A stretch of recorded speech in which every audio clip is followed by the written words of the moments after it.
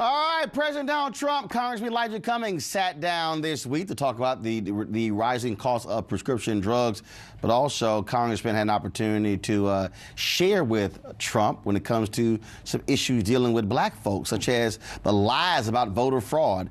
So right now, let's go to Congressman Elijah Cummings, who joins us right now. Congressman Cummings, how you doing? Roland, I'm glad to be with you. I'm doing good. So, Trump tweeted this, met with Representative Cummings today at the White House. Great discussion. You obviously wanted to talk about prescription drugs, but also you had a couple of things to tell him when it comes to his constant attacks on black people. Yeah, I told him that, I said, Mr. President, I'm assuming nobody's ever told you this, but I live in the inner city of Baltimore. I live in the same house for 35 years. And I said, I love my neighborhood.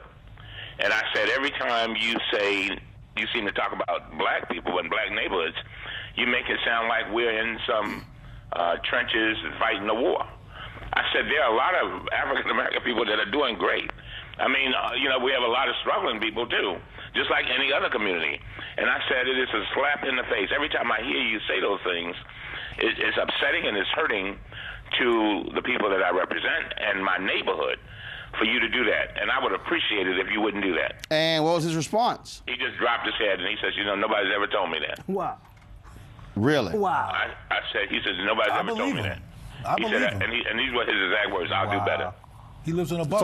So he said he'll do better. And obviously he keeps talking about these 3 to 5 million illegal votes cast. No evidence whatsoever.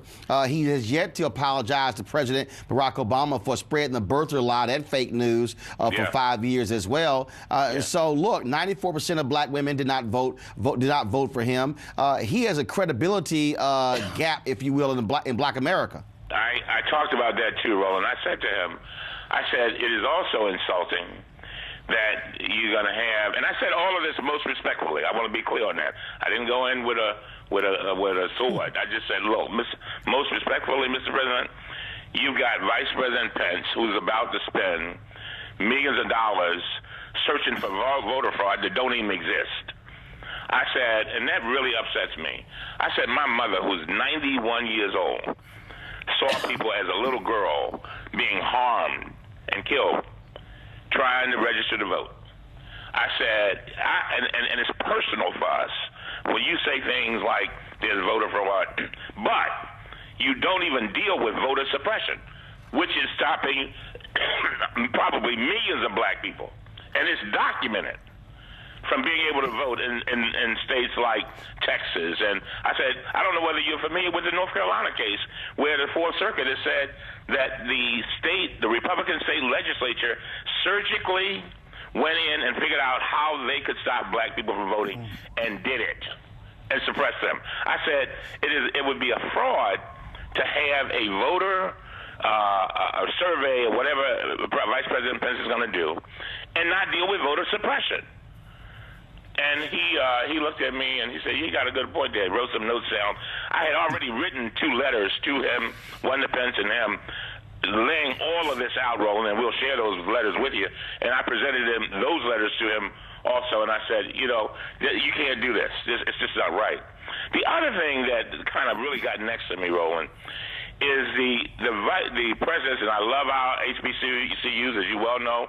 My wife is a graduate of Prairie View. My daughters and I are graduates of Howard.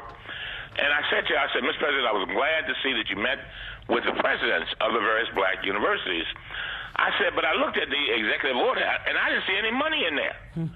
I said, our children need money. I said, I'm on the board of Morgan, and we've got young people with 3.5 averages having to drop out of school in their junior year because they don't have money, and our infrastructures are falling apart. I said, why didn't you put some money in there? Well, what's going on there? He said, they never asked. Hold on. Wait a minute. Wow. So he's trying to say Michael Lomax of the UNCF, Johnny Taylor of the Thurgood Marshall Fund, Leslie Baskerville, all of those folks, nobody asked. He said when they came, I'm just telling you what he said now, Roland. He said when they came to the meeting, he said, I'm just telling you what he said now. He's laughing. He said seemed like they were so glad to be there. They didn't ever ask. I said, well, I'm asking. I want the $25 billion that was supposed to be on the agenda, because I had told the president's role, and I said, when you go in there, if you don't ask for nothing else, ask for the money. We need money. So he said that he would take it back. As a matter of fact, I think I'm going to be talking to Pence today about the black colleges, because it's just so important. But anyway, the other thing that we talked about was prescription drugs. Roland, a lot of people don't realize that there are people sitting, watching you and listening to you right now, who's sitting in a chair in some hospital with chemo dripping in their veins, trying to deal with cancer, and trying to figure out how they're going to pay for the medical bill, how they're going to pay for the medicine. And it is the number one issue among Democrats, Republicans, and independents. It's even number one above the Affordable Care Act. Why? Because it affects almost every single person in our country.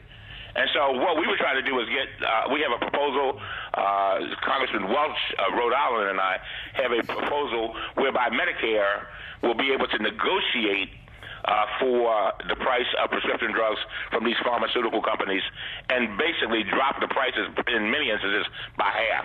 He said he agreed with it. He's going to go on. I mean, he's been talking about it for a long time. I figured that was something that he was interested in and that we might have some common ground on. So we'll see. We'll see what happens out of all of this. Well, look, we certainly are looking forward to it as well. And so we will also see if he ever wants to sit here and talk with black media, because he certainly didn't do it during the campaign. And the questions that we have for him regarding African Americans will no doubt be a lot different than what he'll get when it comes to mainstream media. Yeah, but Roland, one thing that my mother always taught me, she said you have to teach people how to treat you. You have to teach them. And it was a very frank discussion.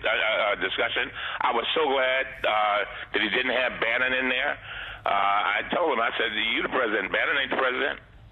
You know, I was glad. I'm going to leave it right there. But it was the only people that were there was, but the only people who were there was the head of HHS, the secretary of HHS, Price, who I know, who used to serve in the Congress. And then you had the president of Johns Hopkins Hospital, because I wanted her to come along to talk about the impact that this is having on patients and hospitals all over the country.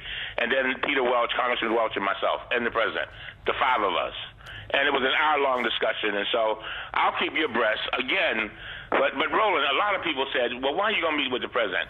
Roland, I've got people who are sick that need, first of all, this president is going to be president for 4 years. And I've got people in that 4 years who are going to be sick. They need medicine. I've got children who need to be educated in my neighborhood. They need that. We got, in some kind of way, if we can find some common ground, let's do this common ground thing. But he's very clear. I told him, I said, Mr. President, most respectfully, where our values clash, I will go at you toe-to-toe. Well, period. Well, I know your mama said teach people, but yesterday on this show, Congresswoman Maxine Waters said point blank, I'm not his professor, I'm not his mother, I'm not anything to train him to teach him about black people. Well, you know what? Maxine is my friend. I love her. She is my mentor, as a matter of fact. But my position is maybe a little bit different. I could be dead in 4 years. And right now, God has given me a position to try to help my people. And if I can do that, and I will never sell out my people, but if I can work with you and you can reduce Roland Martin's prescription drugs from $500 to $50, I'm doing it. All right. Congressman Cummings, we appreciate it. Thanks a lot. Well, that was a compliment, by the way. Clyburn is another one of my mentors. I got you. Well, I appreciate it, sir. Thank you very much. All right, bye-bye. All right, chat soon. All right, then. Guy, what do you think about that? He's definitely right. I love Elijah Cummings, man. I mean, he's a mentor to me, too, just by listening to him. But he's absolutely right. He has a position to help black people, and he's going to do it, and I love it. Why not? There you go. He said, teach them how to treat us. See, Trump doesn't have the right people around him, and that's the right black people around him. He has the right people around him based on his agenda. He doesn't have the right people around him. We got to be clear that people don't just make random decisions. He chose who's around him because they have a similar perspective, which has nothing to do with empowering us. But I think it's important to understand that Trump lives in a white bubble, a white, rich billionaire bubble, and he learns about us through television, which is very racist and shows his empire, et cetera, in terms of how we look. And the only black folks he ever dealt with, frankly, have been celebrities. Right, exactly. Right. So he doesn't know. So I believe him when he says, I didn't know. But my concern is that he doesn't value knowing.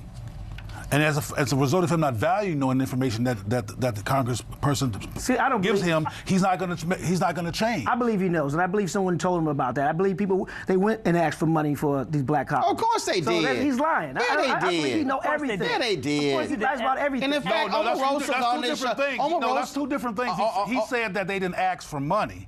When the issue that he said he didn't know. Well, that's another issue. Omarosa was on this show, and she said, look, what they want with his budget for there to be a 7 to 9% increase in money for HBCUs, and the UNC have asked for 5. So when he says they didn't ask for money, that's a lie. Cummings said that he did not know. That's a lie. Cummings said that the president did not know that there were black people who were not struggling, that there were black people who were not in the inner city. And if that's the case, then he should fire every black person, including Omarosa, because if that's true, and I assume what Congressman Elijah Cummings said was true. If that's the case, he should fire every black in the White House. Because how dare? But you're assuming that Trump is right, and we know at the White House been a house of lies since he's been there. Joy, final comment before I go to the break. What I want to say is, what I fear is he had this one lovely conversation with a black activist, Elijah Cummings, and it'll be the last one.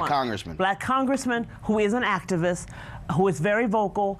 But it will be the last meeting he will have. He did it. Right. They'll check it off his list. All right. I got some black questions for you, Trump. I know. Talk to I got some black questions for you. A peaceful protest turned deadly. 37-year-old black man was shot and killed by Baton Rouge police. His hands are in the air, and you still get shot by the cops. Oh my God, please don't tell me he's dead. We're not gonna let hate define us. Race is a big part of this. If truly all lives matter, then all lives need to matter equally. What we require is action. What we require is accountability. We understand that black lives do matter, and we will keep focused on this issue. NewsOne Now, every weekday morning at 7 on TV1.